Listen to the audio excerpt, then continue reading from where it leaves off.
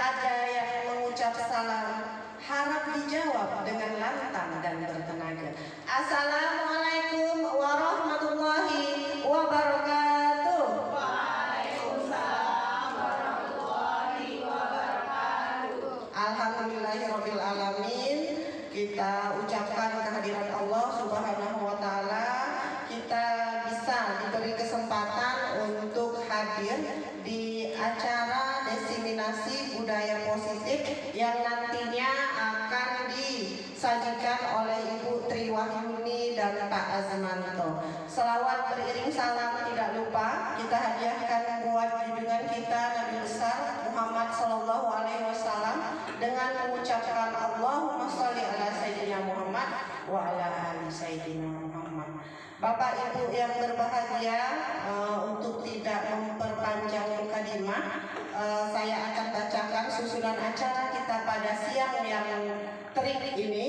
Yang pertama yaitu pembukaan, acara kedua yaitu kata sambutan yang nantinya disampaikan oleh Bapak Kurikulum kita yang mewakili Bapak Kepala Sekolah. Kemudian acara ketiga yaitu diseminasi budaya positif yang akan disajikan oleh Ibu Triwahyuni dan Pak Azmanto. Nah, kita masuki acara yang kedua yaitu kata sambutan yang akan disampaikan oleh Pak Binsar. Kepada Pak Binsar kami silakan. Selamat siang Bapak Ibu sekalian. Sesuai dengan acara yang dibacakan oleh pembawa acara, saat ini adalah kata sambutan dari kepala sekolah. Kebetulan beliau berhalangan karena ada kegiatan yang harus diikuti, sehingga beliau tidak dapat hadir bersama-sama dengan kita. Puji dan syukur kita panjatkan kehadirat Tuhan Yang Maha Esa. Hari ini kita boleh melaksanakan tugas kita dari pagi sampai menjelang jam pulang, yang hari ini rutin kita lakukan setiap Jumat, kegiatan kopel dengan narasumber yang selalu berganti sesuai dengan kebutuhan. Dan hari ini kita mengadakan kegiatan diseminasi tentang budaya positif yang merupakan bagian dari tugas kewajiban yang harus dilaksanakan oleh Pak Azmanto dan Ibu Triwahyuni dalam rangka memenuhi kewajibannya sebagai calon guru penggerak. Mereka mendapatkan materi, tetapi kita juga mendapatkan dampak dari pelatihan yang mereka telah ikuti. Oleh karena itu, dalam waktu yang relatif singkat, mudah-mudahan apa yang diberikan oleh Pak Azmanto dan juga diberikan oleh Ibu Triwahyuni dapat bermanfaat bagi kita, dapat kita lakukan ketika kita mengajar di kelas, dan juga dapat menjadi contoh atau pengalaman mungkin bagi Bapak Ibu yang tahun ini atau tahun depan mengikuti CGP lagi, atau mungkin Ibu Del mau ikut mengajar praktik masih bisa menjelang pensiun. Ibu RT juga kemarin juga disinggung, tolong Bapak Ibu yang pensiunnya ada 5 tahun lagi masih boleh, ya masih bisa untuk mengajar praktik. Jadi Bu RT mungkin Bu Del, kami mendukung dari belakang. Kami juga mendukung Bapak. Kami juga mendukung Bapak. Iya, artinya seluruh guru di sini Bu pasti mendukung. Kalau tiap hari diseminasi pun kami ikut. Apalagi ada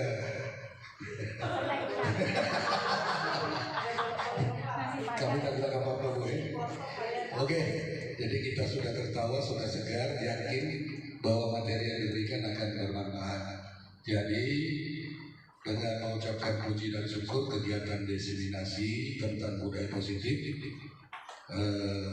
sebagai perwakilan dari kepala sekolah dengan ini resmi dibuka. Terima kasih.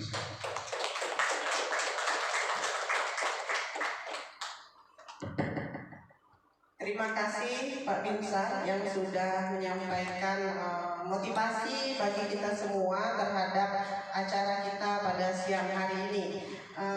Kita masuki acara yang ketiga, yaitu penyampaian materi diseminasi budaya positif oleh Ibu Triwahyuni bersamaan dengan Pak Azmanto. Kepada Bapak kami silakan.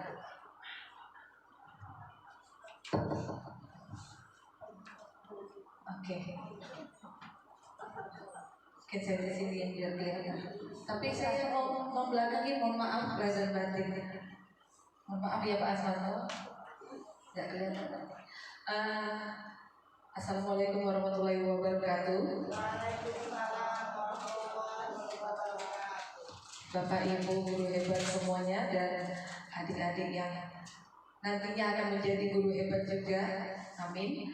Nah, pada kesempatan hari ini saya akan memberikan atau mengimplementasikan apa yang sudah kami dapatkan ketika kami melakukan pelatihan calon guru penggerak tadi.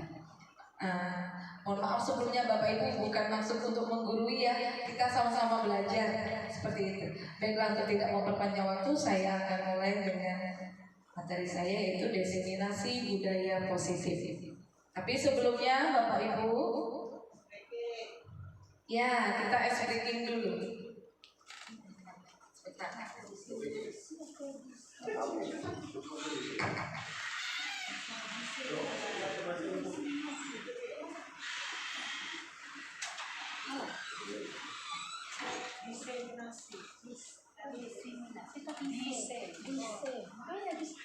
Oke. Nih ada yang lain. Ya, kita sebelumnya saya mohon Bapak Ibu kita berdiri dulu sejenak. Kita melemaskan ketegangan-ketegangan yang sudah satu harian ini tadi kita lakukan. Oke. Mungkin kursinya agak dimundurkan dulu sedikit atau Bapak Ibu bisa di belakang kursinya. Ya, kita olahraga sedikit ya. Siap Bapak Ibu? Siap. Kita baru makan itu kan bukan agak lain loh. Iya ya. Maaf Bu. Oke.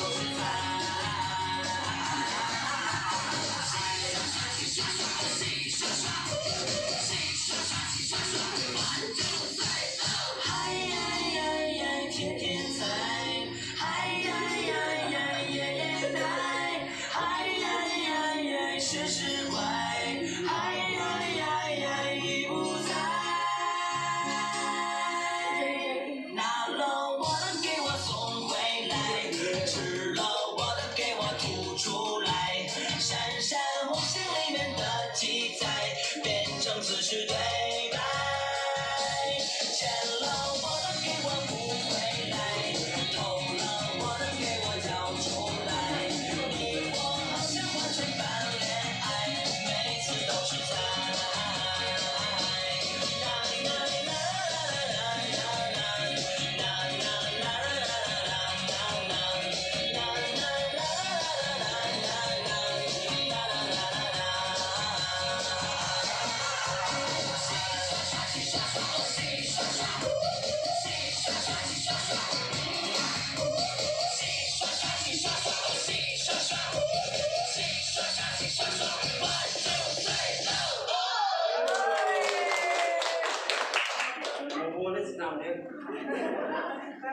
Oke, terima kasih Bapak Ibu semuanya. Oke, tarik nafas dulu sebentar ya Ibu. Kayak iya ya. Lepas ini kita akan ada ngobrol lagi nanti. Part kedua. Oke, sebentar ya. Dulu. Maaf. Oke, sebentar.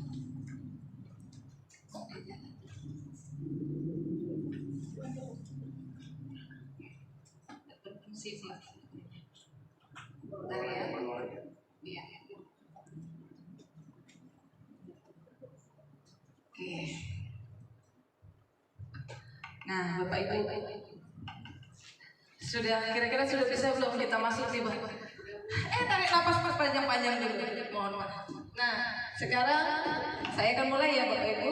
Konsep-konsep budaya positif.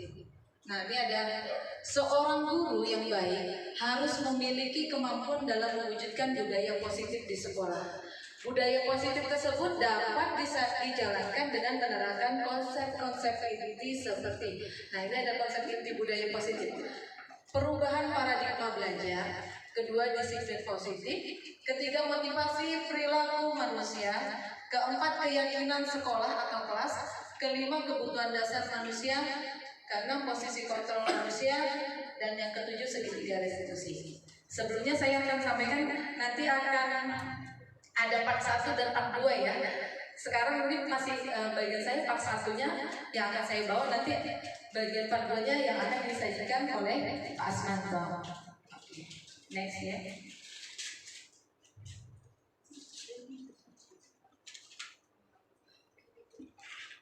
Oke, nah sekarang ini ada pertanyaan pemantik Bapak Ibu. Setuju atau tidak setuju?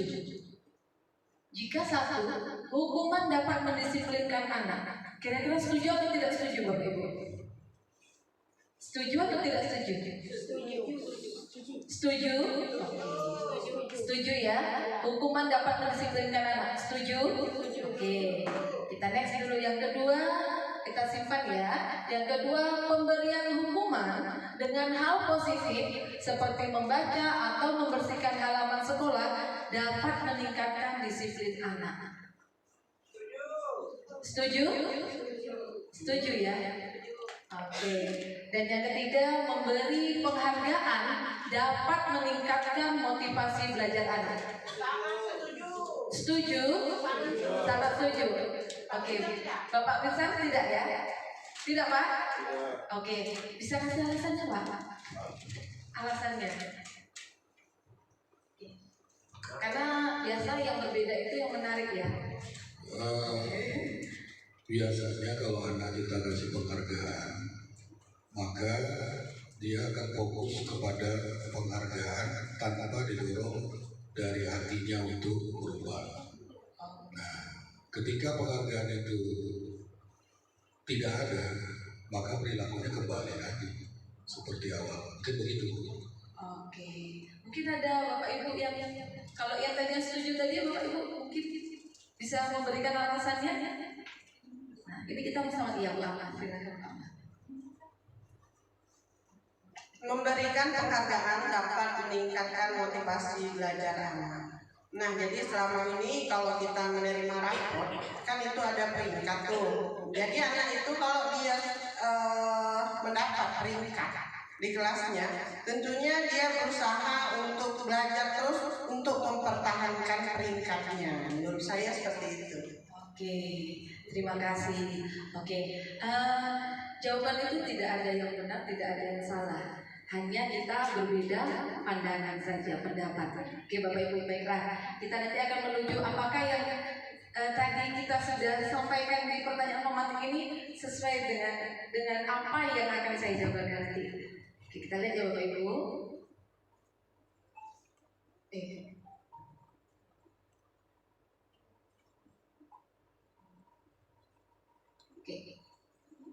Nah, sekarang saya masuk dulu ke perubahan paradigma belajar. Nah, perubahan paradigma belajar. Perubahan paradigma pembelajaran terjadi dari paradigma yang berfokus pada guru menjadi pembelajaran yang berfokus pada peserta didik atau student center. Mungkin dengan sampai sekarang kita masih beranggapan bahwasannya siswa itu harus mengikuti kita. Seperti itu, jadi masih teacher center. Seharusnya kita sudah harus menggunakan seperti ini Bapak Ibu. Pembelajaran berfokus pada peserta didik atau student center. Yang artinya pembelajaran yang berpihak pada murid. Ya Bapak Ibu, yang kedua, sistem pembelajaran pendidikan paradigma lama menempatkan siswa sebagai objek pembelajaran, bukan individu yang aktif mengkonstruksi pengetahuan dan menemukan makna belajarnya sendiri. Nah, ini tadi berkaitan dengan yang di atas Bapak Ibu. Jadi kita lihat masih menganggap siswa itu sebagai objek. Nah, jadi kita yang masih mengkonstruksikan. Sebenarnya kita seharusnya sebagai guru, sebagai yang memberi atau mengarahkan, menuntun dan sebagai fasilitator saja. Jadi biar siswanya yang menemukannya sendiri. Seperti itu. Kita hanya sebagai guru itu menuntun dan mengarahkan ke hal yang benar. Oke. Next slide yang ketiga, pembelajaran paradigma baru atau kurikulum merdeka merupakan pembelajaran yang berorientasi pada penguatan kompetensi dan pengembangan karakter yang sesuai dengan dimensi profil pelajar Pancasila. Nah, makanya Ibu ini ditekankan pada dimensi profil pelajar Pancasila di kurikulum merdeka ini. Apa saja dimensi kurikulum merdeka? Oke, kita ada sama-sama paham ya Bapak Ibu ya. Di sini ada profil pelajar Pancasila. Yang pertama, beriman, bertakwa kepada Tuhan Yang Maha Esa, berakhlak mulia, berkebinekaan global, bergotong royong, kreatif, bernalar kritis dan mandiri. Ini Bapak Ibu semua pastinya sudah paham mengenai dimensi profil pelajar Pancasila. Kita lanjut ya. Nah, sekarang ada perubahan paradigma. Ini ada kegiatan.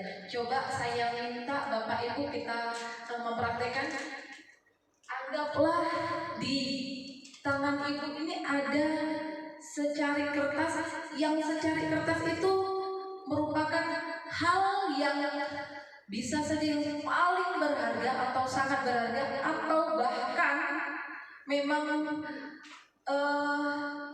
sulit untuk Bapak atau Ibu memberikan atau memberitahukan kepada teman-teman semua. Nah, sesama rekan kerja atau sesama siapapun itu. Nah, sekarang saya coba kita sama-sama mengepalkan tangan. Nah, seandainya ini Bapak Ibu di kepalan tangan ini Bapak bisa berasumsi entah itu barang, apakah itu yang sifatnya materi atau apapun itu, lalu rekan atau siapapun itu orangnya ingin mengambil sesuatu yang Ibu genggam tadi di tangan Ibu, apakah kira-kira Ibu berikan atau tidak?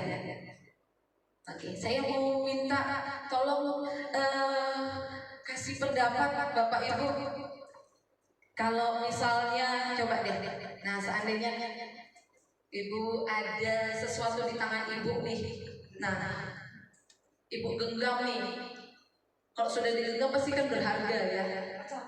Pacar kalau misalnya, oh gitu ya, aku masih single, pacar atau apapun itu. Lalu saya mau meminta atau temennya mau membujuk kamu biar membuka nih kepalan tangan. Nah kira-kira apakah saudara akan membukanya? Kalau Iya betul, saya tanya. Iya duit boleh, apapun itu ya barangnya, apapun itu. Seberharga itu pun boleh barang tersebut. Nah, bagaimana Bu? Menurut saya tidak akan memberinya karena itu sudah menjadi milik saya. Oke, tepuk tangan. Oke, boleh, benar. Oke, coba kalau ya, kalau kamu. Kalau menurut saya sudah tidak memberinya karena kan sesuatu yang berharga itu berharga bagi saya. Oke, boleh. Berarti tidak membagikan ya. Coba saya mau dengar dari ibu yang di belakang, Ibu. Kalau itu sangat berharga buat saya tidak akan pernah melepaskannya. Oke, siap. Kalau misalnya dari seandainya barang itu 50-50. Nah, seperti apa Iman biasanya? Oh, bisa atau tidaknya. Nah, kalau sudah di genggaman tangan Bapak Ibu, bagaimana Bu Ramla? Boleh Bu Ramla coba? Saya tujuh deh, bukalah Bu Ramla. Ikan nanti kan bisa kita bagi dua. Bu Ramla nanti atau saya kasih duit dari Bu Ramla biar mau membuka saya tujuh. Nah, kira-kira bagaimana Bu Ramla? Iya. Iya, Bu Ramla. Ya, habis ini kita shopping. Mungkin gitu.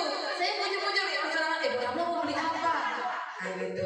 Gimana kalau menurut Bu Ramla? Baik, kalau menurut saya akan berpikir dulu kira-kira yang lebih yang mana nih gitu. Tapi kalau saya merasa sama-sama kayaknya saya bisa membantu yang ini, insya Allah saya akan berikan. Oke, tepuk tangan buat Bu Ramla. Oke, nah betul Bapak Ibu. Jadi artinya apa? Artinya apa Bapak Ibu? Semua itu tergantung dari diri kita sendiri. Nah, jadi mau dilepas atau tidak dilepas itu kita yang mengontrol. Ya, jadi apapun itu kita yang bisa mengatur atau mengontrol diri kita sendiri. Meskipun dengan alasan itu sudah menjadi milik saya, ya it's okay. Itu bentuk mengontrol diri Anda gitu. Atau kata Bu Rahmat tadi, ya saya melihat situasinya bisa berbagi. Ya itu kembali lagi kepada diri kita masing-masing. Ya, jadi tidak salah kalau misalnya memang mau mempertahankan, ya nggak apa-apa. Memang itu sudah memang menjadi haknya dan itulah bentuk kontrol diri kita masing-masing. Ya, oke kita lanjut ya. Nah, nih miskonsepsi tentang teori kontrol. Nah ini yang sering kita terjadi di Bapak Ibu kita sebagai guru.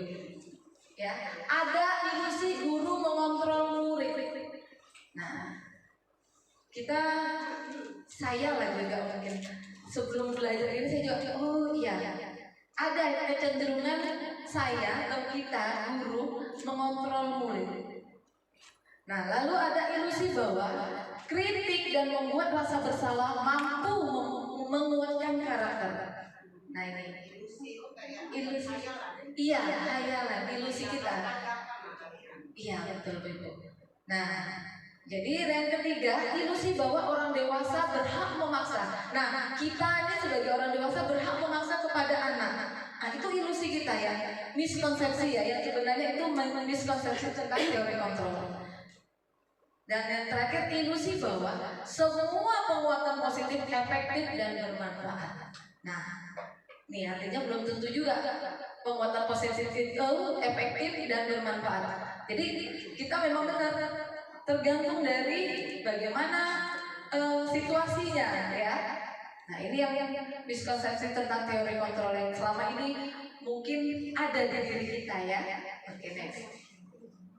Nah, perubahan paradigma stimulus respon teori kontrol. Siapa sesungguhnya yang memiliki kontrol? Jangan salah baca. Oke. Nah, stimulus respon dan teori kontrol. Nah, ini kita lihat Bapak Ibu. Ini stimulus respon nih. Kita mencoba mengubah orang agar berpandangan sama dengan kita. Nah, teori kontrolnya kita berusaha memahami pandangan orang lain tentang kita. Yang kedua, perilaku buruk dilihat sebagai sesuatu kesalahan. Nah, sedangkan teori kontrolnya semua perilaku memiliki tujuan. Nah sebenarnya ini semua perilaku itu sepakat saya pasti memiliki tujuan ya. Nah orang lain bisa mengontrol saya. Nah ini yang tadi hanya Anda atau hanya kita yang bisa mengontrol diri kita sendiri. Oke, saya bisa mengontrol orang lain. Anda tidak bisa mengontrol orang lain. Ya, pemaksaan ada pada saat bujukan gagal. Ya tadi saya coba mengujuk tadi Bu Ramla sedikit memaksa ya Bu Ramla. Oke, kolaborasi dan konsensus menciptakan pilihan-pilihan baru. Nanti makanya butuh ibu, bapak ibu ini kolaborasi itu memang sangat penting. Ya. Lalu model berpikir menang kalah. Ini kalau di stimulus respon yang ada menang kalah. Tetapi kalau di teori kontrol model berpikirnya menang menang. Kenapa menang menang? Karena setiap orang itu memang punya kemampuan yang berbeda-beda. Nah, tinggal bagaimana sudut pandang yang kita lihat ya. Next. Nah ini Bapak Ibu bagaimana kita menciptakan budaya positif atau lingkungan yang positif di sekolah ya yang aman berbasis disiplin positif di sekolah akan berdampak secara maksimal pada perkembangan dan pembentukan karakter peserta didik. Ini sangat benar sekali. Pembelajaran yang berpusat pada murid, iklim sekolah yang aman, inklusif dan merayakan kebinekaan. Artinya kita sama-sama saling menghargai bahwasanya kita di sini tuh memang berbeda-beda gitu. Lalu pendidik reflektif, gemar belajar, berbagi dan berkolaborasi. Nah, kepemimpinan untuk perbaikan layanan berkelanjutan. Nah, inilah sekolah yang kita ciptakan. Harapannya kita ke depannya kita mempunyai seluruh ini ya Bapak Ibu ya. Amin. Okay, next.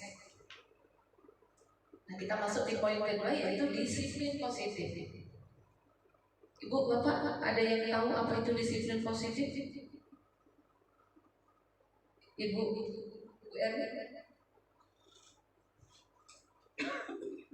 Nah, ini dia disiplin positif. Nih kayaknya. Ya, ini disiplin positif. Nah, ini banyak nih Bapak Ibu. Ada teori kontrol yang tadi kita pelajari tentang yang menurut Dr. William Glasser itu Anda tidak bisa mengontrol orang lain, hanya Anda yang bisa mengontrol diri Anda. Semua perilaku memiliki tujuan. Model berpikir menang-menang, kolaborasi dan konsensus menciptakan pilihan-pilihan baru. Lalu realitas perubahan kebutuhan kita berbeda. Kita berusaha memahami pandangan orang lain tentang dunia. Setiap orang memiliki gambaran yang berbeda. Tadi saya bilang tidak ada benar salah, tetapi kita ini hanya sudut pandangnya yang berbeda. Oke ya? Oke. Nah, makna disiplin. Belajar kontrol diri dengan menggali potensi kita agar tercapai tujuan mulia, yaitu sesuatu menjadi seseorang yang kita inginkan berdasarkan nilai-nilai yang kita hargai. Nah, ini ada motivasi intrinsik, ada motivasi ekstrinsik. Nah, ini kalau motivasi ekstrinsik ini Bu, di sini ada teori motivasi untuk menghindari hukuman, untuk mendapatkan imbalan. Nah, ini kenapa dikatakan motivasi ekstrinsik? Kita melakukan ini untuk menghindari atau menghindari hukuman atau mendapatkan imbalan. Itu artinya motivasi kita bukan dari dalam diri, tapi dari luar. Bukan ada kecenderungan kalau saya berbuat ini biar jangan kena hukuman. Saya berbuat ini biar dapat imbalan. Nah, itu baru motivasi ekstrinsik yang keluar. Nah, yang kita harapkan muncul itu di motivasi ekstrinsik. Nah, apa itu? Untuk menghargai diri sendiri.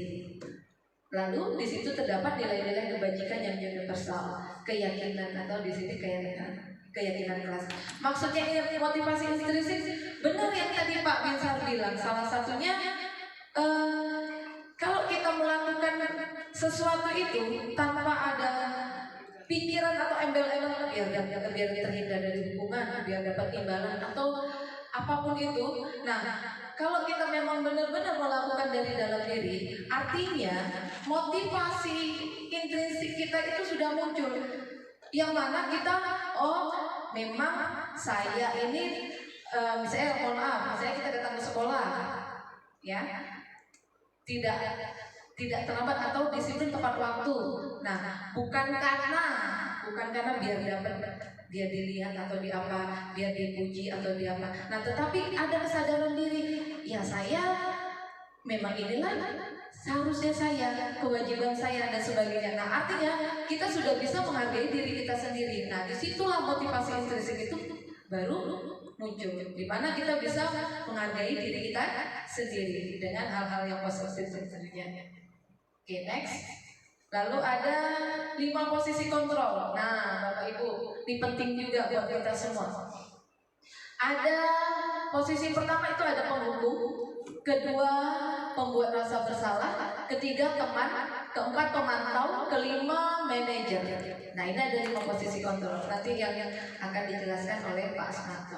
Nah, lanjut, ada 5 kebutuhan dasar manusia.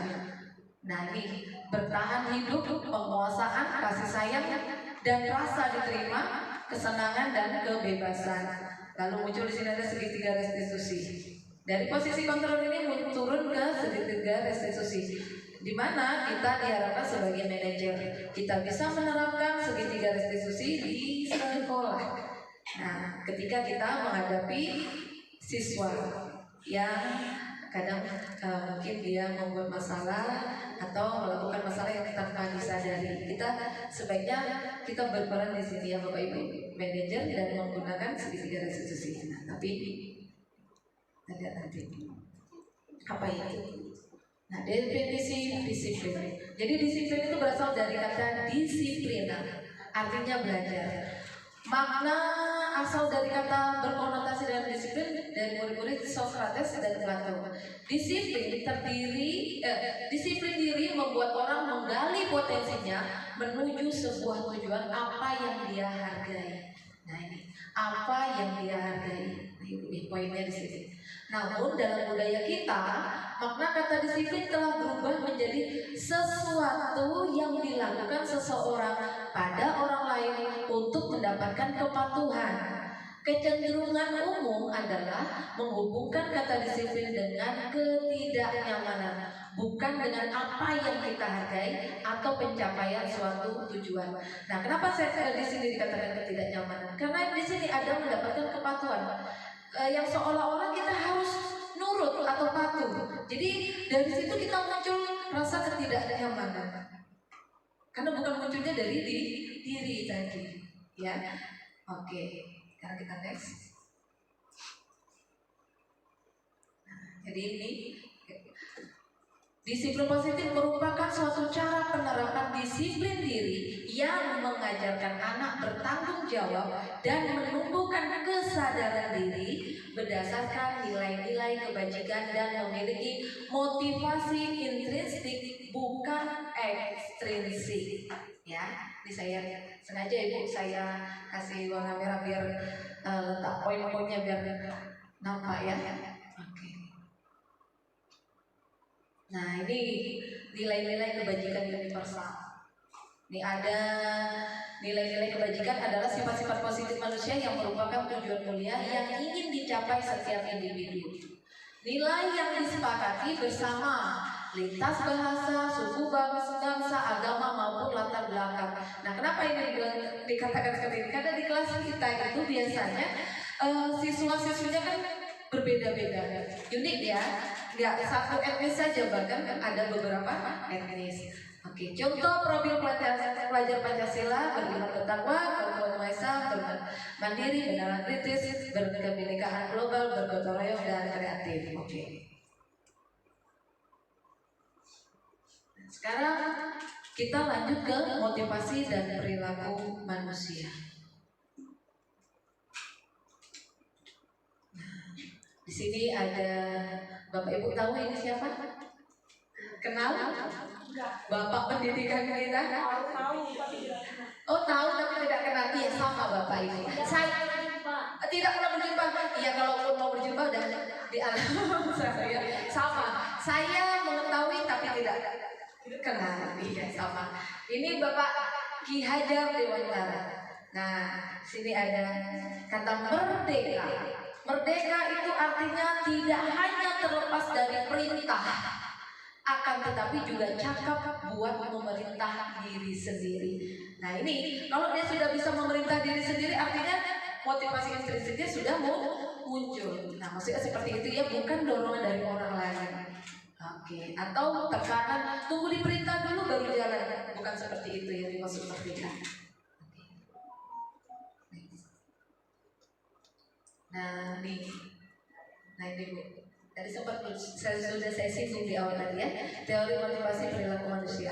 Untuk menghindari ketidaknyamanan hukuman, apa yang terjadi apabila saya tidak melakukannya? Nah, kalau seperti ini masih motivasi eksternal yang muncul. Jadi untuk menghindari, bukan karena ada untuk melakukan sesuatu itu ada tujuannya, ya. Nah, artinya masih ada embel-embelnya lah seperti itu. Nah, lalu yang kedua, untuk mendapatkan imbalan dari orang lain, ada institusi apa yang akan saya dapatkan apabila saya melakukannya. Nah, ini masih motivasi eksternal. Dan yang ketiga, untuk menghargai diri sendiri, saya akan menjadi orang yang seperti apa bila saya melakukannya. Nah, akhirnya, di sini untuk dirinya sendiri, tapi tidak mengharapkan sesuatu, mengharapkan hanya untuk dirinya sendiri. Nah, itu baru munculnya motivasi internal, tujuan disiplin positif.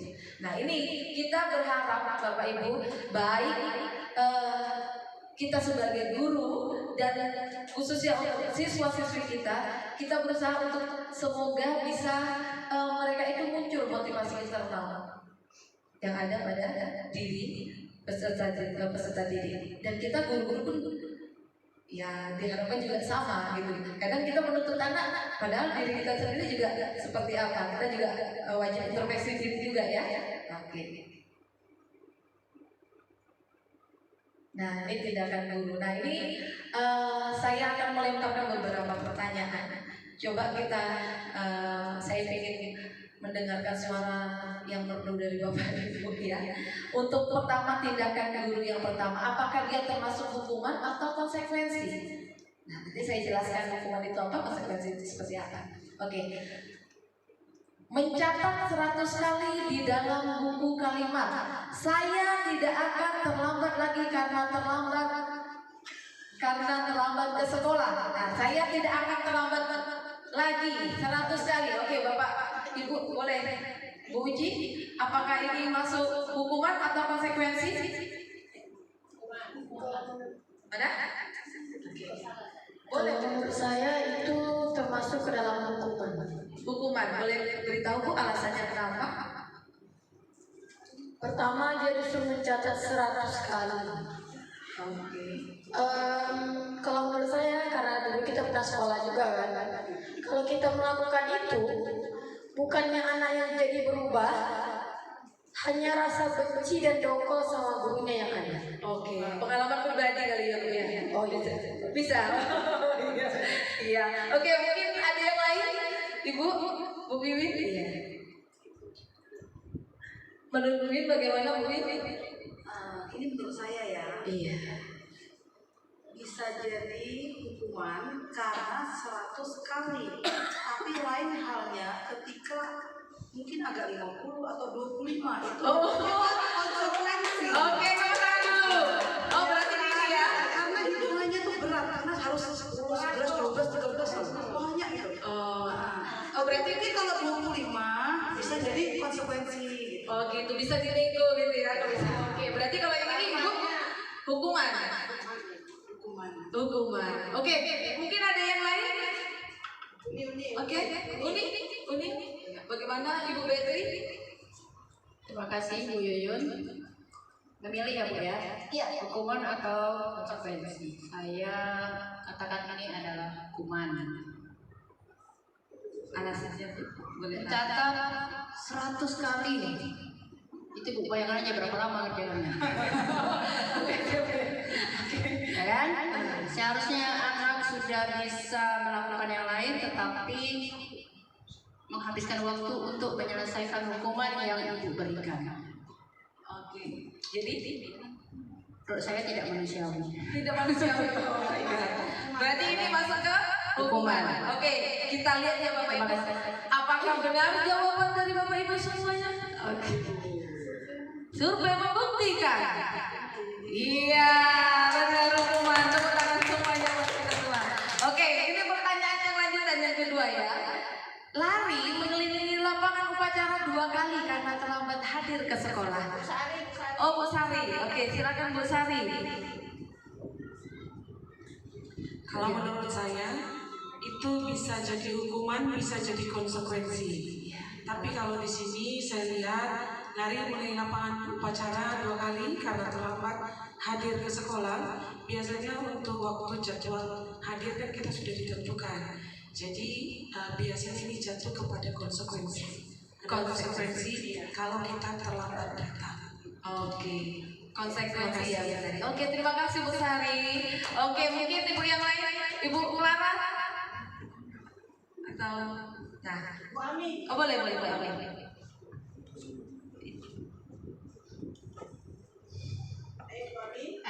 Pendapat saya sih sama dengan Ibu Sari. Konsekuensi itu kalau kita sampaikan sama anak sebelumnya, kalau bersama-sama ada aturan, terus kita jelaskan kalau kamu terlambat, nah ini konsekuensinya gitu. Tapi apabila kita tidak sepakati sama anak dulu, terus tiba-tiba kita suruh seperti itu mengelilingi lapangan, itu termasuk hukuman gitu. Jadi kalau menurutku tepatnya ini konsekuensi atau hukuman? Bisa dua-duanya. Bisa dua-duanya. Oke, boleh Bapak Ibu. Oke, terima kasih Bu Ami.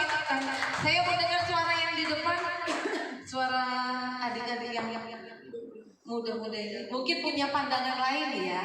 Oke. Menurut saya, lari mengelilingi lapangan upacara 2 kali karena terlambat dari sekolah itu konsekuensi. Konsekuensi. Alasannya kenapa? Sarifah, menurut Kak Sarifah konsekuensi mungkin punya alasan?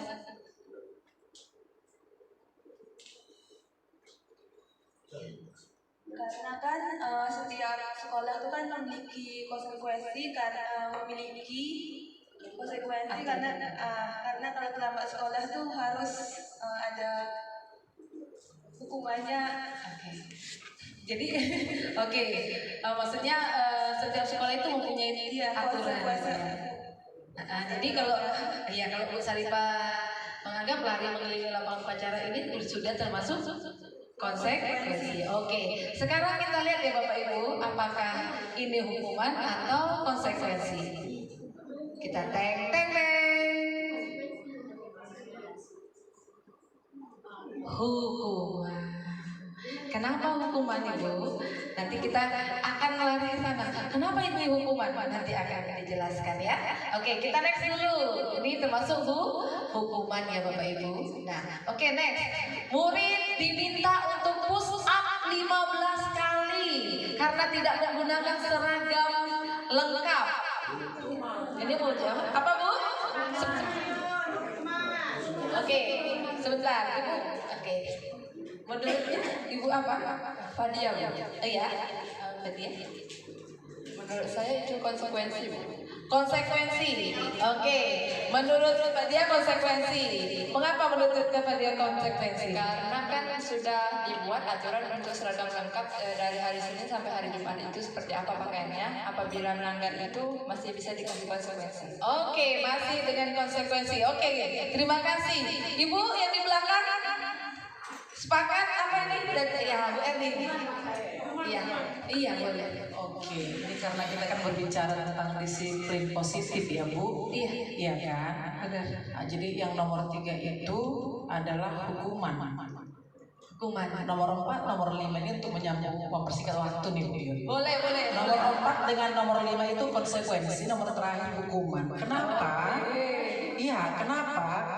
Kalau yang nomor 4 itu kan mengganti kertas tugas teman yang telah dicoret-coret. Artinya dia itu melakukan satu tindakan yang merugikan orang lain dan dia harus ibaratnya ada konsekuensi dari kesalahan yang dia perbuat seperti itu, sama dengan di nomor 5. Tetapi kalau yang di nomor 1, 2, 3 dengan bercepat nomor terakhir itu masuk kepada hukuman Bapak Ibu. Kira-kira begitu. Karena kita berbicara tentang disiplin positif. Jadi supaya ada unsur disiplin positif, anak tidak mengulangi lagi dan berdampak terhadap apa yang dia lakukan, bersifat positif ya. Iya. Kalau yang lain yang dia kan tidak ada positifnya tuh, negatif semua tuh. Seperti itu ya. Oke, terima kasih. Jadi tadi Bu Emi bilang yang di atas itu nomor 3 hukuman 1, 2, 3 dan 5 itu hukuman, 4 dan 5 baru konsekuensi. 1, 2, 3 dan 5 itu hukuman. Yang 6, 4 dan 5 itu 4 dan 5 baru konsekuensi. Oke, terima kasih. Oke, terima kasih. Tepuk tangan dulu. Oke, saya mau dengar dari Bunda 5. Apa sekalian diborong aja Bunda 5, boleh? Boleh langsung? Ya, langsung diborong. Boleh. Menurut pendapat dari kami ini nomor 3 itu hukuman, ya kan?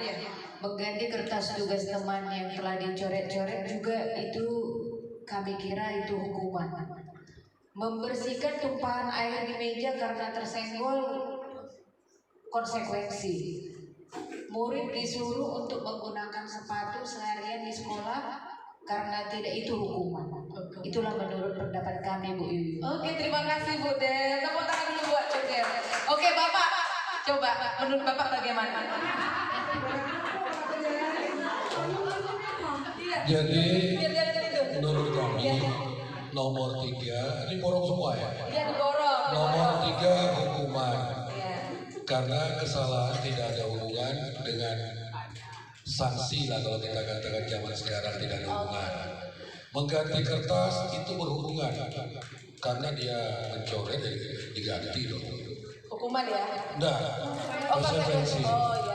Kemudian membersihkan tumpahan air di meja tulis karena tersenggol, yaitu konsekuensi. Jadi ada kaitan antara perbuatan dengan akibat yang ditimbulkan. Kalau murid disuruh tidak menggunakan sepatu, yang paling sering kita lakukan di sekolah ini, hukuman ada. Ada kaitan. Terima kasih Pak. Oke, baiklah kita langsung buka ya. Apakah benar? Nah, murid diminta untuk push up 15 kali karena tidak menggunakan seragam lengkap. Itu termasuk hukuman. Oke, mengganti kertas tugas teman yang dicoret itu adalah konsekuensi. Membersihkan tumpahan air di meja tulis karena tersenggol pada saat belajar adalah konsekuensi. Murid disuruh untuk tidak menggunakan sepatu seharian di sekolah karena tidak memakai sepatu hitam adalah hukuman. Oke, tepuk tangan buat kita semua. Good job. Benar ya, Bapak Ibu? Oke.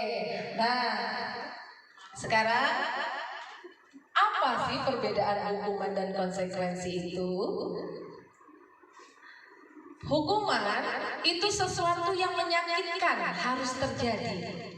Sedangkan konsekuensi sesuatu harus terjadi, tapi tidak ada yang menyakitkan. Nah, itu perbedaannya ya Bu. Membuat anak sakit fisik maupun hati untuk jangka waktu lama. Nah, ini bisa apalagi kalau anak yang dendam ya sudahlah tuh Bu. Membuat anak merasa tidak nyaman dalam jangka waktu yang pendek. Mungkin pada saat itu saja kalau konsekuensi ya, gitu. Anak membenci kedisiplinan. Ya akhirnya karena dari hukuman tadi, akhirnya muncullah kebencian seperti yang Bu Uci tadi sampaikan. Nah, sedangkan konsekuensi anak bisa menghargai disiplin. Nah, kalau hukuman ini jadi jatuhnya paksaan. Konsekuensi stimulus tanggapan. Mendorong anak menyakiti diri sendiri bisa karena dari hukuman tadi ya. Mendorong anak, kalau konsekuensi mendorong anak agar mudah menyesuaikan diri. Konsep diri yang buruk. Nih, konsep diri yang buruk, konsep diri yang baik. Kenapa dibilang konsep diri yang buruk? Kalau sudah namanya hukuman, selalu kita menganggapnya pasti sesuatu yang buruk. Nah, sedangkan kalau konsekuensi masih konsep diri yang baik. Hukuman anak belajar untuk menyembunyikan kesalahan. Nah, ini karena takut dihukum jadi mereka bisa berbohong nih Bapak Ibu, menyembunyikan kesalahannya. Sedangkan kalau konsekuensi anak belajar untuk mematuhi peraturan. Nah, dia mencoba untuk belajar mematuhi.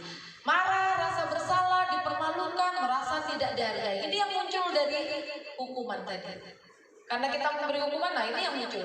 Bisa seperti ini. Nah, sedangkan kalau konsekuensi kehilangan hak, dibuat tidak nyaman, diasingkan untuk sementara waktu, itu bedanya. Ya, oke. Nah, sekarang ini mengenai penghargaan tadi. Dihukum oleh penghargaan. Alif Wan mengemukakan baik penghargaan maupun hukuman adalah cara-cara mengontrol perilaku seseorang yang menghancurkan potensi untuk pembelajaran yang sesungguhnya.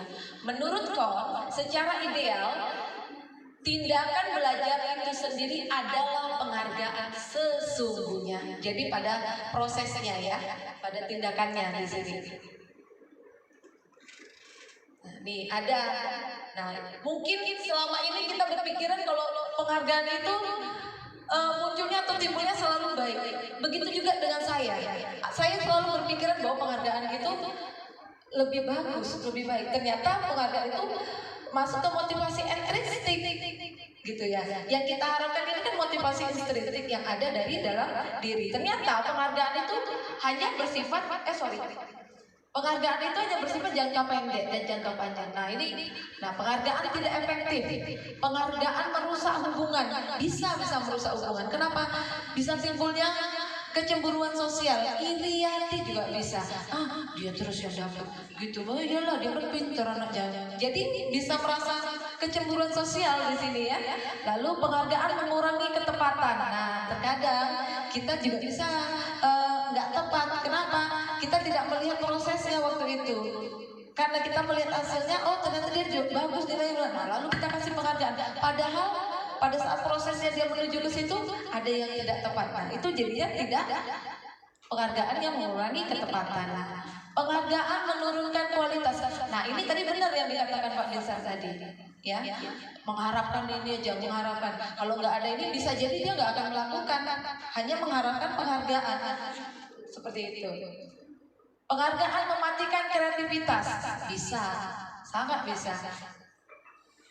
Penghargaan menghukum. Nah, ini juga bisa ya, menghukum. Ada kaitannya seluruhnya. Jadi kalau menghukum itu jatuhnya gini, sama ini perangkingan tadi yang Bu Amat tadi cerita ya Bu Amat, perangkingan. Nanti kalau sudah, makanya kenapa di kurikulum Merdeka ini tidak ada dimunculkan perangkingan. Nah, kenapa? Karena ini tadi Bu. Karena kalau kita lihat perangkingan itu mungkin masuk kategori penghargaan ya. Yang ternyata penghargaan itu tidak baik. Bukannya tidak baik secara ini ya, lebih baik kita menghindari. Ya, kita lebih baik pilih yang tidak usah menggunakan penghargaan. Mungkin lebih baik kita dalam bentuk apresiasi, pengakuan itu lebih baik. Ya, bukan berupa penghargaan. Jadi kalau misalnya penghargaan itu nanti takutnya iya, aku nanti kalau ini pasti dapat ini, ya seperti itu. Jadi motivasi intrinsiknya tidak keluar. Nah, tapi kalau kita pengakuan, nah ini dalam memberikan apresiasi pengakuan perlu diingat juga. Beri pengakuan secara khusus, beri pengakuan secara pribadi, beri pengakuan kepada semua murid bergantian, beri pengakuan secara konsisten, fokus pada proses. Nah, kenapa pengakuan? Apresiasi Ibu, karena setiap anak itu kan berbeda, punya kemampuan yang berbeda. Jadi kita mengapresiasikan berdasarkan apa yang dia miliki. Nah, artinya jadi tidak muncul tuh, oh iya, aku nih aku kan nggak pintar, tapi kan anak, mohon maaf, mungkin secara akademiknya tidak menonjol. Di non akademiknya mungkin si siswa ini sangat menonjol. Selain itu mungkin dari karakter. Nah, kita boleh, wah kamu luar biasa hari ini. Saya melihat hari ini kamu sangat peduli ya dengan ini, sudah membantu temanmu. Nah, boleh saja Ibu kita pada saat pembagian rapor mungkin kita dalam bentuk apresiasi siswa yang memiliki kepedulian tinggi. Nah, seperti itu. Jadi bentuk-bentuk apresiasi yang kita berikan, bukan seperti hadiah-hadiah atau seperti penghargaan-penghargaan ya. Oke. Next. Nah, contoh pengakuan apresiasi. Ini ada contohnya pembukaan. Kemarin saya perhatikan, nah muncullah nilai kebajikan, rasa empati besar sekali. Situasi pada saat menolong murid baru di kelas. Nah, ini apresiasi. Jadi kita coba munculkan ya Bu dari nilai-nilai kebajikan. Saya menghargai kepedulian kamu. Nah, artinya nih anak ini berarti kepeduliannya tinggi. Terima kasih untuk rasa tanggung jawabmu pada saat kamu memungut kertas-kertas yang berserakan. Nah, ini mungkin dari bentuk tindakan ya, perilaku. Kita bisa mengapresiasi si siswa tersebut. Oke. Nah, sekarang masuk lagi ke restitusi. Apa itu restitusi? Restitusi adalah proses menciptakan kondisi bagi murid untuk memperbaiki kesalahan mereka sehingga mereka bisa kembali ke kelompok mereka dengan karakter yang lebih kuat. Restitusi juga merupakan proses kolaboratif yang mengajarkan murid untuk mencari solusi untuk masalah mereka dan membantu murid berpikir tentang orang seperti apa yang mereka inginkan menjadi tujuan mulia dan bagaimana mereka harus memperlakukan orang lain. Gosen 2024. Oke, ini menurut Gosen. Nah, ini identitas gagal. Bu, jadi hukuman itu termasuk identitas gagal. Ya, hukuman. Nah, ini jadinya bentuknya negatif. Ya, tadi sudah kita bahas tentang hukuman dan konsekuensi ya. Lalu ada identitas sukses disiplin. Konsekuensinya seperti ini. Sesuatu harus terjadi, tidak nyaman, murid anak jangka waktu pendek dan sebagainya. Nah, di sini ada restitusi. Ini yang positif. Kita sebagai guru diharapkan kita masuk di restitusi ini. Nah, kenapa? Karena restitusi ini merupakan pilihan menguatkan untuk murid anak dalam jangka waktu panjang. Korban mendapatkan ganti. Jadi tidak kita merasa anak tersebut merasa adil ya, mendapatkan hak yang sama. Murid anak mendapatkan penguatan. Masalah terpecahkan, murid belajar bertanggung jawab untuk perilakunya, fokus pada pemecahan masalah dalam jangka waktu panjang. Apa yang kamu yakini, apa yang bisa kamu lakukan, dan murid anak menghormati dirinya dan orang lain. Ini paling penting nih, murid anak menghormati dirinya dan orang lain. Nah, ini di restitusi. Nah, ini ciri-ciri restitusi nih. Bukan untuk menebus kesalahan, namun untuk belajar dari kesalahan, memperbaiki hubungan, tawaran bukan paksaan. Restitusi menuntut untuk melihat ke dalam diri. Restitusi mencari kebutuhan dasar yang mendasari tindakan. Cara yang paling baik, lalu restitusi fokus pada karakter bukan tindakan. Restitusi fokus pada solusi. Restitusi mengembalikan murid yang berbuat salah pada kelompoknya. Nah, ini kita diharapkan ke seperti ini. Semoga ya. Oke. Untuk menerapkan disiplin positif tadi. Nah, ini lanjut keyakinan kelas. Nah, Bapak Ibu di kelas sudah melakukan keyakinan kelas, membuat keyakinan kelas? Sudah? Oke. Sekarang saya izinkan saya bertanya ya, keyakinan kelas, mengapa tidak peraturan saja? Mengapa harus keyakinan kelas? Nah, oke.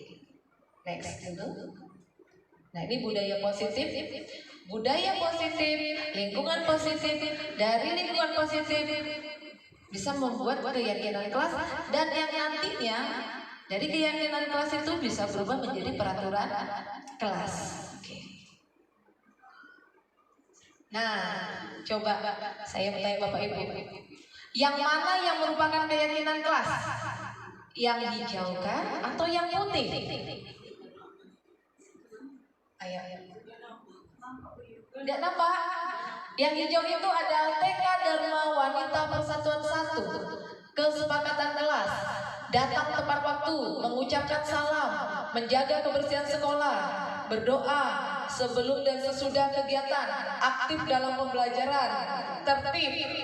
Sedangkan kesepakatan kelas, kami guru dan murid yang saling menyayangi, kami murid yang bersemangat belajar, kami murid yang peduli dengan teman-teman. Nah, yang putih atau yang hijau? Oke, coba Bu Amma bisa minta tolong Bu Rana?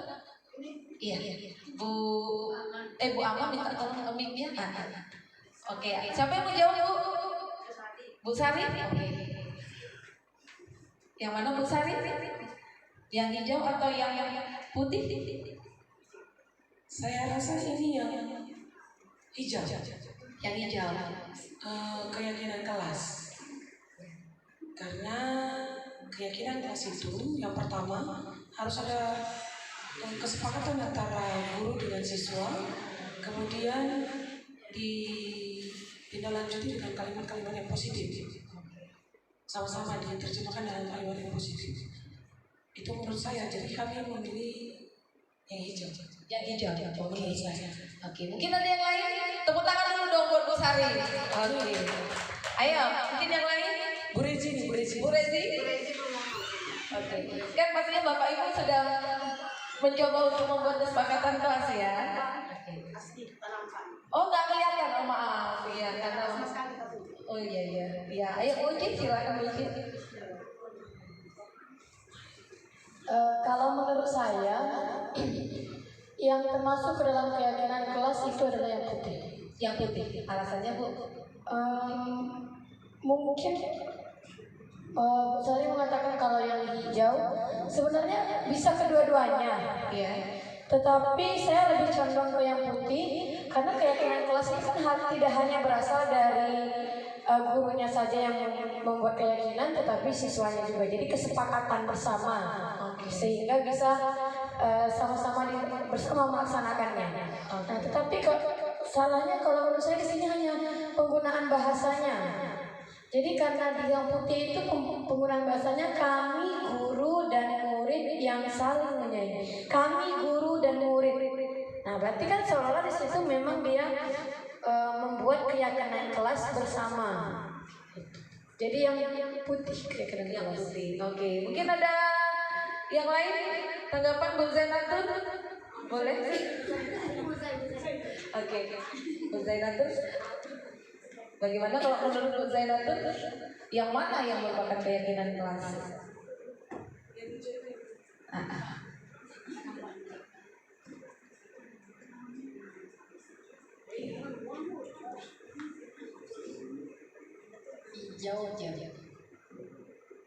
Hijau? Oke. Alasannya? Oke, kalau Bu Ade, hijau atau yang putih Bu Ade? Oke. Hijau. Itu alasannya sama Bu Sari? Oke. Sekarang kalau menurut saya, kalau menurut saya lebih memilih yang putih. Ya. Nah, kalau menurut saya alasannya ya kalau kedatang tepat waktu mengucapkan salam itu dibilangnya dari awal biasanya, jadi ke peraturan gitu ditetapkan. Tapi kalau misalnya keyakinan itu tidak hanya ada ketetapan, tapi dari hati gitu, dan si guru dan murid saling bekerja sama, jadi yakin dari hati. Oke, tepuk tangan dong kita luar biasa. Oke, kita lihat ya Bapak Ibu. Nah, saya terima perbedaannya ini. Nah, sebelum kita menuju sana, kita bagaimana membuat keyakinan kelas? Yang pertama lebih abstrak dari peraturan, berupa pertanyaan universal, dibuat dalam bentuk kalimat positif sedikit saja agar mudah diingat, sesuai dengan kondisi kelas dan sekolah agar mudah diterapkan. Semua warga kelas sekolah dilibatkan saat membuat. Nah, semua warga kelas sekolah dilibatkan saat membuat. Oke, next. Nah, nanti akan muncul, akan kita tahu nih, yang hijau kah atau yang putih. Nah, nih peraturan selalu dikembalikan buku tepatnya itu keyakinan kelas tanggung jawab. Nah, selalu kembalikan buku ke tempatnya, keyakinan kelas tanggung jawab. Nah, ini dalam bentuk peraturan. Dilarang mengganggu orang lain, menghormati orang lain. Ada nilai-nilai kebajikan ya Bapak Ibu. Hadir di sekolah 15 menit sebelum pembelajaran dimulai. Ini keyakinan kelas menghormati orang lain, berkomitmen. Dilarang melakukan kekerasan, keselamatan, menghormati menghormati orang lain. Dilarang menggunakan narkoba. Keyakinan kelasnya apa? Kesehatan. Bergantian atau menunggu giliran. Keyakinan kelasnya menghormati orang lain dan bersabar. Gunakan masker, kesehatan, keselamatan. Jangan berlari di kelas atau koridor, keselamatan dan keamanan. Jadi yang hijau atau yang putih? Ya? Kalau lihat dari sini, ya? Yang putih, benar sekali. Oke. Nah, tepuk tangan dulu dong. Jadi Bapak Ibu, nah mungkin kita selama ini miss ya, ada yang miss dari kita ya. Kalau kita tuh keyakinan kelas memang, jadi kita ambil nilai kebajikannya. Dia lebih singkat dan abstrak ya. Jadi kita ambil di sini. Nah, jadi dari yang ini tadi berarti yang lebih mendekati keyakinan kelas itu kesepakatan yang kelas yang berwarna putih. Dia mengambil nilai-nilai kebajikannya saja, saling menyayangi, semangat dan dia lebih abstrak gitu ya. Nah, oke. Mungkin nanti kita kedepannya sama-sama perbaiki ya Bapak Ibu. Awalnya saya juga yang seperti yang hijau. Oke, saya rasa untuk bagian saya sudah selesai. Terima kasih atas perhatiannya. Akan dilanjutkan dengan Pak Asmanto. Terima kasih. Oke, terima kasih. Saya langsung aja. Dikarenakan waktu kita tinggal 30 menit. Ya, jadi saya rasa SBK-nya di rumah aja ya. Karena waktu kita sampai 3:30, sekarang sudah jam 3. Jadi terlalu melebar kalau saya langsung aja.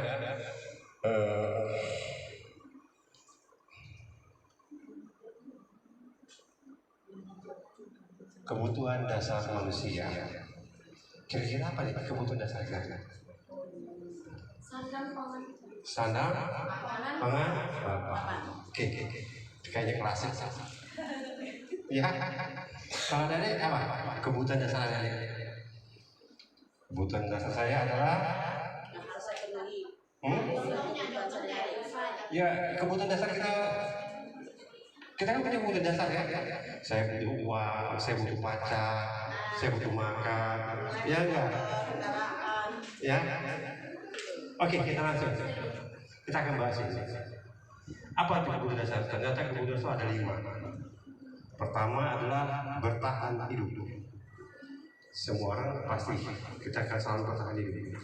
Apa saja itu? Ya, kesehatan, rumah, makan, biologis itu kebutuhan kita bertahan hidup.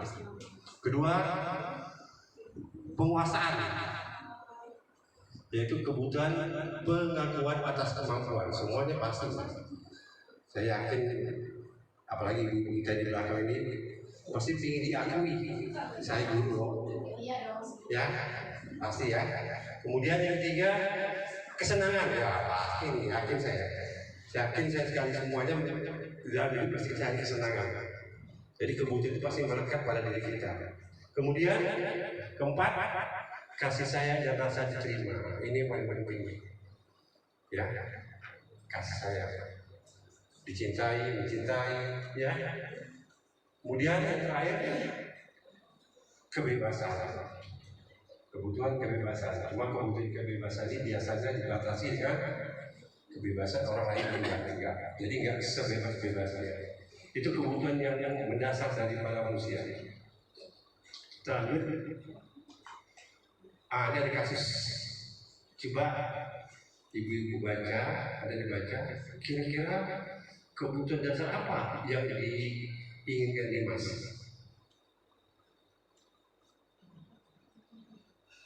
Ayo, kita punya waktu cuma 30 menit. Kira-kira kebutuhan dasar apa yang diinginkan dipenuhi oleh Dimas? Hobi, kesenangan. Nih, kebutuhan apa nih? Tadi.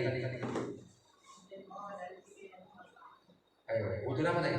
Apakah itu kebutuhan bertahan hidup? Nggak mungkin ya.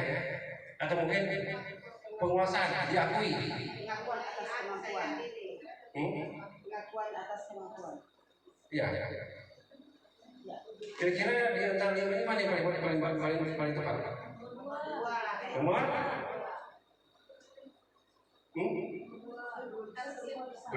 Bisa nyupir, bisa dicari kebutuhan apa kira-kira? Ya? Oke, itu sebenarnya kebutuhan fungsional. Ya, karena kalau tak bisa nyetir tak apa-apa, tapi dia tak senang dengan bisa nyetir. Oke, kita lanjut kasus kedua. Ayo, kebutuhan apa ya? Apa yang akan dilakukan oleh Ibu Ambar? Ini biasanya guru-guru pengalaman nih.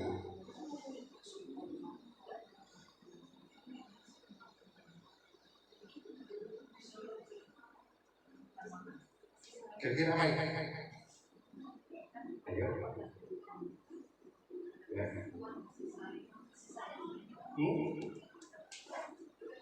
Kemudian apa? Kesenangan, masa iya kesenangan makan punya orang kesenangan. Kebutuhannya ada 5 ya. Oke. Kasih sayang dan rasa diterima. Kira-kira kebutuhan apa nih kasus kedua? Ya. Kebutuhan? Kasih sayang. Kasih sayang. Ya, oke, kita lanjut. Posisi kontrol. Apa itu? Kita lihat lagi. Jadi guru mempunyai posisi kontrol itu ada 5. Pertama adalah menghukum. Coba adik-adik kira-kira pernah dihukum kan? Kira-kira guru ini bagaimana kalau menghukum? Nada suaranya tinggi, benar ya? Kemudian kira-kira kalau suara tinggi muridnya makin marah, dendam atau bersifat agresif? Makin ya. Ya. Jadi kalau kita posisi kontrol menghukum, yang timbul itu murid makin marah, dendam, lebih agresif, bahkan kadang-kadang suka menyalahkan orang lain. Saya yakin ini udah bisa semua ya. Jadi di sini kita sama-sama belajar lagi, sama mengkoreksi kita dulu. Ya ibu ya, kalau adik-adik mungkin di pengalamannya, kalau dulu udah biasa, apalagi ibu-ibu yang langsung berhubungan dengan siswa kayak Bu Sari, ini ya suaranya dari 2 kelas yang kedengaran. Oke, yang kedua membuat rasa bersalah. Ini sering terjadi pada kita.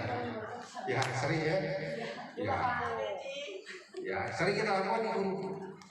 Ya, jadi kita sering menghukum anak itu bagaimana buat dia rasa bersalah. Gara-gara kamu, ya kan? Jadi dia merasa bersalah.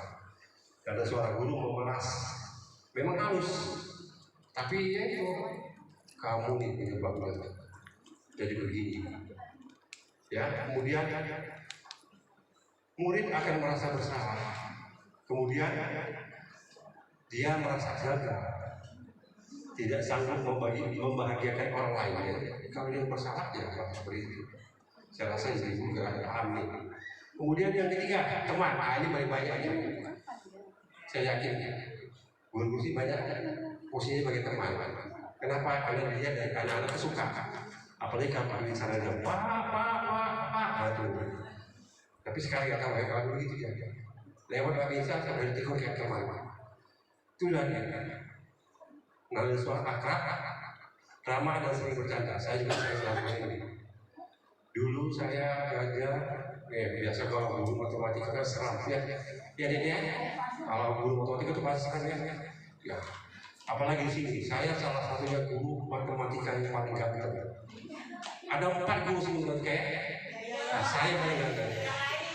Kan kau boleh. Jadi saya kenapa saya belajar harus jadi teman, karena matematika itu selalu dikonotasikan sulit, susah. Ya tambah gurunya badannya besar, suaranya besar, pasti udah dulu. Jadi saya sering memposisikan diri saya sebagai teman. Karena kalau posisinya teman, nyaman mereka belajar, nyaman mereka bertanya. Saya biasa begitu. Jadi kadang-kadang kalau di kelas itu saya sering bawa anak keluar main bercanda, karena bukan mencari sosok pembenaran, tapi itu cara saya mengajar. Karena kalau tak jadi teman, saya selalu menyampaikan kepada anak-anak saya, senangi dulu gurunya. Ya, kalau sudah senang gurunya, pasti dia suka dekat kan? Kalau sudah dekat, pasti dia suka mendengar. Sudah mendengar, pasti dia apapun yang diomongin orang yang disenanginya pasti yakin saya. Cobalah adik-adik punya pacar. Apapun yang dipakai pacarnya pasti senang. Walaupun bajunya merah dengan hitam atau apa ya teman. Oke, kita yang keempat, pemantau dan pengawas. Ini biasanya yang suka melanggar peraturan. Anak melanggar, kamu tahu apa yang harus kamu lakukan? Kamu tahu peraturannya apa? Ini selalu seperti ini. Jadi ini juga sering kita lakukan. Ya, sering kita lakukan. Dan ada suara datang. Kamu tidak pakai topi. Aturannya apa? Berdiri di depan waktu upacara. Selalu mengingatkan. Kamu tidak pakai sepatu hitam. Maka sepatumu harus diambil. Kamu nggak pakai sepatu. Itu artinya dia pemantau atau pengawas. Nah, ini yang paling ideal. Manajer. Jadi manajer suara harus lebih halus. Kemudian guru membantu siswa bertanggung jawab membantu. Jadi guru yang membantu siswa bertanggung jawab. Jadi bukan menghukum, bukan mengingatkan hukuman, bukan mengingatkan kesalahan, tapi guru yang membantu. Bagaimana biar dia bisa bertanggung jawab atas kesalahannya? Ya. Jadi guru itu sebenarnya seperti Pak Tani. Pak Tani. Pak Tani menanam itu kira-kira tugasnya apa? Apakah dia memaksa tanamannya harus seperti ini? Harus begini tumbuh tapi tidak kan? Pada dia menuntut kayak kita tanam buah melon, itu pasti dituntut keluar putihnya, keluar daun. Bagaimana dia dikasih batang, dijalankan, dia jalan sendiri. Kita hanya membuat jalannya. Itu yang harus kita lakukan. Kemudian mencari solusi atas masalah yang ada. Biar sebaiknya solusi ini timbul dari anaknya sendiri. Jangan kita yang mengusulkan. Dia membuat kesalahan, solusinya kamu begini. Itu artinya kita masih bukan sebagai manajer. Ya. Tanya ke mana? Sebaiknya kamu bagaimana? Apa yang harus kamu lakukan? Jadi guru hanya sebagai penuntun. Terus setelah dia membuat suatu cara untuk memperbaiki, tugas kita adalah menguatkan. Apa yang dilakukan dia, bisa dia berbuat sesuatu salah, maka dia akan membuat suatu kegiatan. Tugas guru adalah menguatkan apa yang dibuat dia. Artinya mendukungnya. Itulah tugas dia, dan itu adalah salah satu guru yang paling ideal. Tapi saya yakin di sini ada banyak guru ideal. Tidak banyak nih. Kecuali saya tak bisa seperti ini. Biasa saya kalau ada luar. Ini hanya teori. Ini teori kalau bisa kita capai. Ya, kenapa? Sebenarnya enak loh di sini. Kita nggak beremosi, kita nggak bermarah. Ya, kita lebih nyantai. Kadang-kadang kita anak buat salah kita marah, yang sekarang sama. Kita yang sekarang. Ya, anak yang emosi sedikit, guru yang emosi banyak. Kita yang sakit duluan. Jadi kita sebagai guru ini saya di sini sama Bu Yuni berbagi aja. Mana tahu ada saya yakin Bapak Ibu sudah melaksanakan ini, mungkin ada kekurangan sedikit. Mudah-mudahan dengan membahas ini kita lebih melengkapi, ya. Karena jujurnya anak kita banyak yang kelakuannya lebih. Kita lanjut. Ini ya. Posisi kontrol. Ini menghukum. Guru berbuat, biasanya guru menghakimi, menunjuk-nunjuk, ya, menyakiti, menyindir. Itu guru berkata. Hasilnya apa? Hasilnya apa? Malah memberontak, malah menyalahkan orang lain. Terus kira-kira setelah itu siswa kita meletakkan kita sebagai guru apa? Guru paling baik atau guru killer? Guru killer. Kita dianggap guru killer. Artinya kalau bisa kita diletakkan di luar dunia. Ini bapak ini lagi kalau bisa tiap hari berdoa, mudah-mudahan bapak ini hanya ini saja biar tak ada. Kalau udah datang mudah-mudahan di jalan yang banyak kompres. Udah sampai ke sekolah mudah-mudahan kepalanya pusing. Ya itu pada aja gitu yang sering terjadi ya enggak. Kalau nggak suka kan ini tanya aja pada aja. Biasa begitu. Ya. Terus kita lanjut yang kedua, membuat orang merasa bersalah. Ya. Ini paling sering ceramah, ya enggak? Ya, jadi yang membuat sama sekali paling banyak yang kita lakukan. Kalau saya pribadi, jujur saya sering melakukan ini. Bagaimana anak ini merasa bersalah? Pikir saya bagus dulu, tapi setelah ikut program TGP ini baru saya sadari ternyata membuat rasa bersalah jauh dari harapan kita. Anak itu malah makin tergantung hasil. Ya. Kemudian pemantau dia menghitung dan mengukur. Kamu sudah 3 kali tak masuk. Kamu sudah 3 kali terlambat upacara. Kamu harus dapat hukuman ini. Itu pemantau. Ya. Oke. Kemudian manajer. Manajer selalu mengajukan pertanyaan-pertanyaan yang positif. Ya. Apa yang kita yakin ini, apa yang bisa kita kerjakan untuk memperbaikinya. Jadi kita mengarahkan. Jadi tidak seperti yang kita lakukan selama ini, tidak seperti yang saya lakukan selama ini. Saya tidak berani menulis semuanya. Saya enggak Pak, saya sudah bagus. Dan saya melakukan seperti itu. Dan kemudian menguatkan pribadi. Nah ini juga penting kadang-kadang kalau udah anak degil, malas, hitam, hidup lagi. Biasa bahasa gitu ya. Kamu degil, malas, bodoh, hidup lagi. Jujur aja kalau saya sering melakukan itu bukan menguatkan pribadi, itu menghancurkan pribadi. Pak, saya ada yang lain Pak istilahnya. Apa tuh? Di 3P. Apa tuh? Datang, duduk, diam, pulang. Kalau saya sering mengistilahkan ini, pernah nonton bioskop?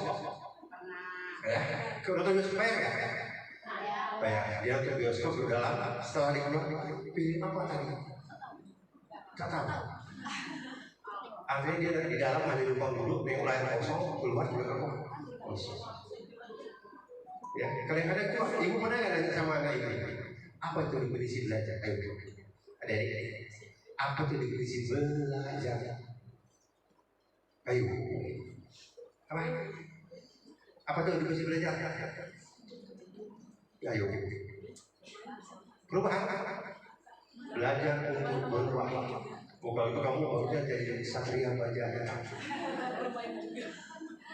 Berubah ya? Kalau posisi apa? Ayo, apa tuh belajar? Menamai. Kalau mau ibu menamai ibu bertapa di gunung Redan. Bertapa, bertambah ilmu itu dari ilmu tak bisa hilang jadi hilang. Ya. Oke, ada lagi apa tuh belajar? Sebenarnya simpel belajar itu adalah dari rumah kita kotaknya nol saat balik ada isi 1 mini berarti kamu sudah belajar itu namanya. Kadang-kadang definisi itu kita lupa lalu kita tanya sama anak kita ya saya apa tuh yang kamu apa tuh belajar karena bingung mencari ilmu mencari wawasan ini enggak ya itu sedikit kita teruskan kemudian nah ini videonya saya skip aja ya karena waktu kita terbatas ya. Nah sekarang tanyakan pada diri sendiri bagaimana posisi konselor ibu selama ini menjalankan disiplin. Apakah saya termasuk yang nomor 1 itu untuk di rumah? Apakah saya masuk nomor 2? Silakan ibu koreksi diri sendiri. Ya, saya gagal CGP ini, gagal CGP ini di rumah. sering berantem sama orang rumah. Kenapa? Saya tak boleh marah sama anak. Tak boleh marah.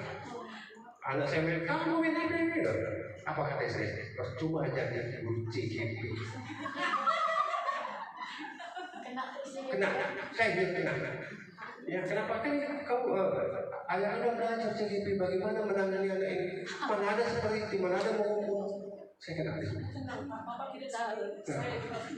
Ya, saya juga dalam hal ini saya menjalankan Bu Sari, Bu Iyun, Bu Rahma, Bu Mei yang memaksa saya ikut CGP karena saya menghukum. Tapi saya juga bersyukur dengan ini saya pertama di dunia. Ya, ada berubah kalau Pak Misal bilang gara-gara Pak mau ikut CGP, Bapak pakai selang lagi, tak pakai bungkus lagi. Postingan berbeda, Pak. Berbeda ya.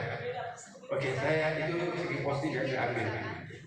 Oke, terus di tempat kerja bagaimana di sekolah sudah kemudian ibu bapak berada di mana? Apakah selama ini saya jadi penghukum, teman, pemantau? Terus saya bertanya lagi, ke depannya apakah mau bertahan di situ? Bertahan menjadi penghukum? Ya, jadi kembalikan kepada Bapak Ibu semua, Ibu Guru, adik-adik semua. Ini sebenarnya pelajaran yang sangat bagus adik-adik. Ya, selama ini jadi mungkin mencontoh guru yang ada ngajar, dosen yang ngajar ya. Kan tidak. Paham mau jadi begini jadi guru ya. Ya, dulu nggak bisa. Oke, selanjutnya. Segitiga ini cara pandangan kita dengan kasar. Secara langsung. Jadi pertama adalah ada 3. Pertama adalah kita ada masalah kita menstabilkan identitas. Apa itu menstabilkan identitas? Misalnya begini, anak itu emosi, kelahi, kita panggil. Lalu kita tanyakan, kenapa kamu kelahi? Betul. Apakah itu cara kita menstabilkan emosinya? Tidak. Ya. Bagaimana cara menstabilkan? Ya, kalau bisa setuju. Jadi kita menstabilkan. Misalnya dia melakukan kesalahan, kita tanyakan, kenapa kamu melakukan kesalahan? Begini Pak. Oh Pak, matas. Bapak juga gitu dulu. Dulu Bapak SMA, Bapak juga melakukan hal begitu sebenarnya. Ya, itu kita menstabilkan dia bahwa dia merasa dibela. Jadi kita menstabilkan dulu dia. Sudah stabil, baru kita validasi tindakan apa yang dia lakukan, ya. Jadi itu apakah dengan cara kelahi itu benar, dengan malam-malam itu benar, ya. Terus setelah kita memvalidasi baru kita tanyakan apa sih keyakinan kita? Kita kan sudah bikin keyakinan keras kan? Keyakinan keras ada pertama tidak boleh bermain lari-lari, harus saling menyayangi. Kita ingatkan dia, kira-kira kamu melanggar keyakinan mana? Oh, saya melanggar keyakinan saling menyayangi, saling menghargai, saling menghormati. Saya kan seperti itu. Gak perlu kita mengingatkan. Ya, jadi karena kita sudah menstabilkan identitas, menstabilkan dia, maka kita akan tahu ngomongnya. Ya, saya sebenarnya tidak perlu mengajarkan Bapak Ibu lagi. Yakin saya Bapak Ibu lagi, apalagi Bu Emi kan BP. Biasa dia tahu menstabilkan, yakin saya ya. Ya, jadi kita belajar lagi. Ternyata tidak harus guru BP aja. Kita juga harus bisa seperti ini. Membuat suasana anak itu stabil, menyadari kesalahannya, lalu membuat tindakan. Bagaimana dia memperbaiki kesalahannya? Kita hanya sebagai penuntut dan memberi semangat apa tindakan yang dia buat. Oke, kita lanjutkan. Kita tidak banyak lebar. Ini saya potong karena waktu terbatas ya. Ini tentang segitiga juga yang menjelaskan. Nanti kalau Bapak Ibu mau, kita kasih videonya, silakan Ibu dengar. Mudah-mudahan ada manfaatnya.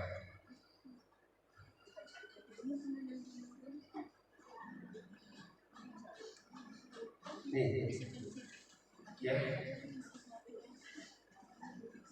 Jadi kita berusaha membuat anak itu jangan merasa gagal dengan cara selesai terus diskusi lagi, ya. Jadi ini kalimat guru biasanya ya. Ya, berbuat salah itu hal yang biasa. Kemudian tidak ada manusia yang sempurna. Ini bahasa kita untuk menstabilkan anak. Ya, kemudian yang ini adalah baris kebutuhan. Jadi kita mendukung dia. Kita mendukung apa yang dibuat dia dengan cara ya ini. Kau bisa saja akan melakukan hal yang lebih buruk. Jadi dia merasa dia tidak merasa dia lebih dari apa yang dia rasa. Masih ada yang lebih jelek lagi. Jadi bahasa ini sampai ke sama dia lebih baik lagi. Ya. Oke, selanjutnya lagi.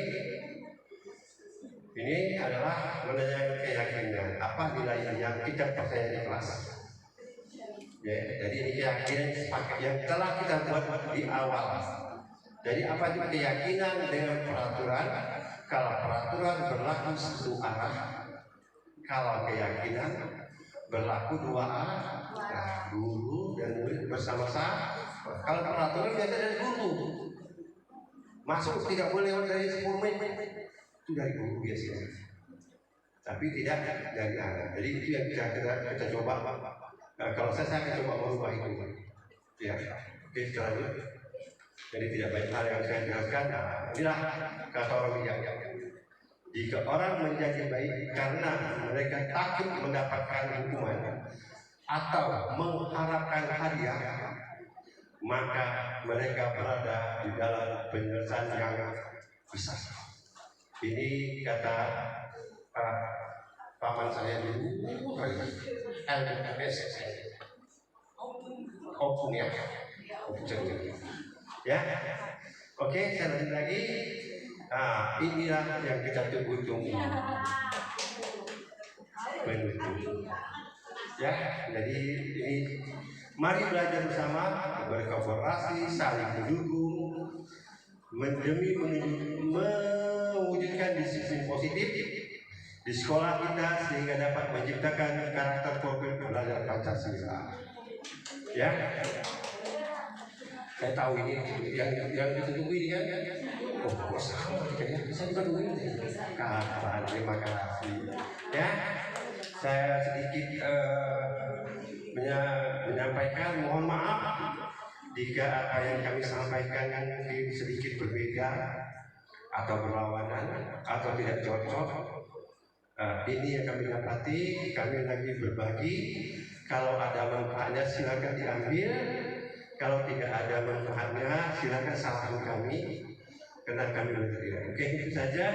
Saya tutup dengan sebuah pantun. Belum. Dari mana hendak ke mana? Dari Jepang ke Bandar Singa. Presentasi sudah saya sampaikan. Apalagi yang banyak. Saya tutup dengan doa. Wassalamualaikum warahmatullahi wabarakatuh.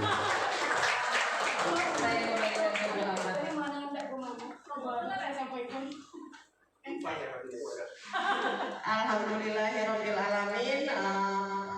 Diseminasi kegiatan budaya positif pada hari ini telah berakhir. Semoga apa yang kita dapat menjadi suatu kesan dan bermanfaat bagi kita dalam menjalankan pembelajaran di sekolah tercinta kita ini. Saya selaku pembawa acara mohon maaf apabila ada kata yang salah. Sebelumnya saya tutup dengan pantun. Buah nanas, buah ceri, dicampur gula enak sekali. Cukup sekian pertemuan kali ini. Semoga bisa bertemu lagi di kemudian hari. Assalamualaikum.